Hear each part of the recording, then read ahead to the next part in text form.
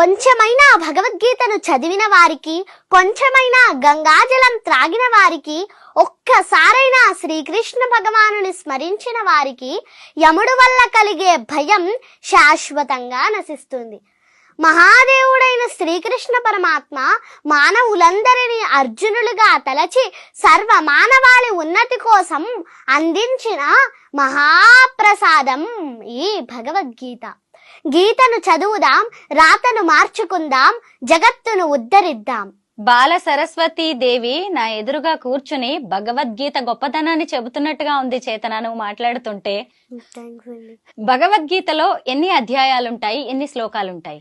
భగవద్గీతలో 18 అధ్యాయాలు ఉంటాయండి. అలాగే 700 శ్లోకములు ఉంటాయండి. చేతన, భగవద్గీతలోని కొన్ని శ్లోకాలని తాత్పర్యంతో సహా సారాంశంతో మాకు చెప్పగలవా? చెప్తానండి.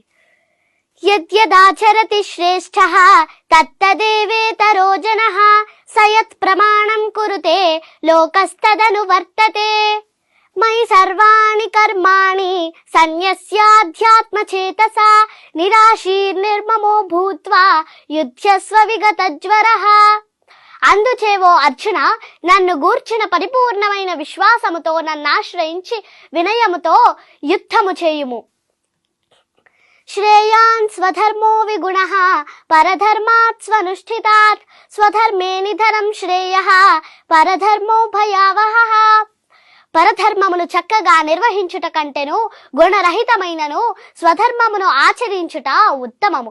పరధర్మానుచరణము హానికరమైనను స్వధర్మానుచరణమునందు నాశనము పొందుటైనను ఉత్తమమైనదే. ధూమేనావ్రియతే వన్హిః యథాదర్శో మలేన చ యథోల్బేనావృతో గర్భః తదా తేనేదమావృతం.